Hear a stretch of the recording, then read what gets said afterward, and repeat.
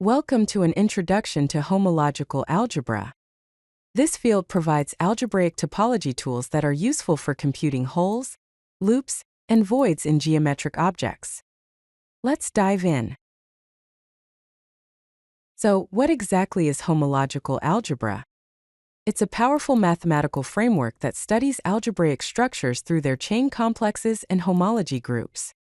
Essentially, it's a way to use algebra to understand the structure of spaces and objects.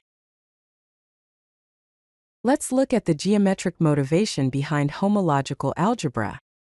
It helps us identify and classify topological features.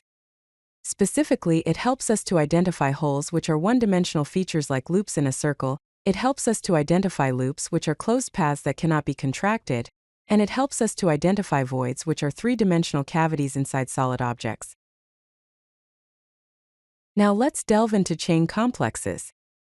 A chain complex is a sequence of abelian groups connected by boundary operators, where the composition of any two consecutive boundary operators results in 0. This can be represented as follows: then an arrow pointing to the right C2, an arrow pointing to the right C1, an arrow pointing to the right C0, an arrow pointing to the right, and finally 0. Let's define boundary operators. A boundary operator, denoted as partial differential, with subscript n, maps from the group Cn to the group Cn-1. A key property of boundary operators is that the successive application of two boundary operators results in 0, meaning the boundary of a boundary is 0. Now let's talk about homology groups. The nth homology group, denoted H subscript n, is defined as the kernel of the boundary operator, partial differential subscript n, divided by the image of the boundary operator, partial differential subscript n plus 1. In simpler terms, homology groups identify cycles that are not boundaries. These groups provide a measure of the holes in dimension n. Let's consider zero-dimensional homology.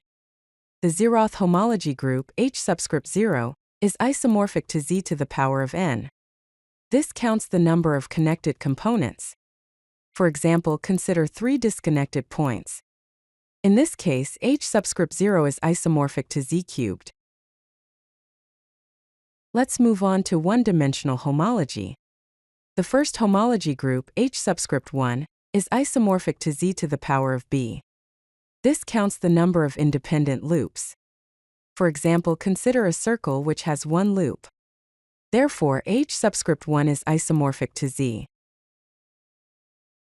Let's explore two-dimensional homology.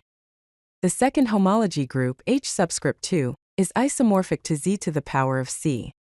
This counts the number of enclosed voids. As an example, consider a sphere represented as s squared which has one void. Therefore, H subscript 2 is isomorphic to z. Now, how do we compute homology? First, build a chain complex by constructing a simplicial or cellular decomposition. Second, apply boundary maps by calculating the kernels and images of the boundary operator, partial differential subscript n. Let's explore some applications of homology in topology. Homology is used for shape classification, where it helps distinguish topologically different spaces. It is also used in data analysis, specifically persistent homology and topological data analysis. In summary, the key concepts we've covered are chain complexes, boundary operators, and homology groups. For further study, you might consider exploring spectral sequences and cohomology theory. Good luck!